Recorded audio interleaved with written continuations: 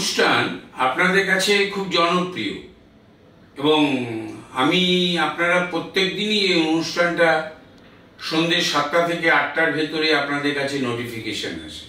দিন শুরু করুন আমার সাথে, অর্থাৎ অনিমেষ শাস্ত্রীর সাথে।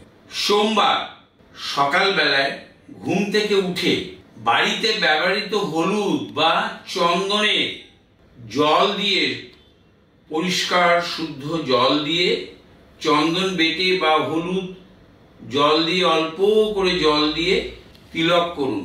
স্নান না করার আগে পর্যন্ত রাখুন। উত্তর দিকে তাকিয়ে প্রার্থনা করুন আপনার দিন ভালো যাবে, পুরনো পাওনা কর্মপ্রাপ্তি, সাফল্য পাবেন।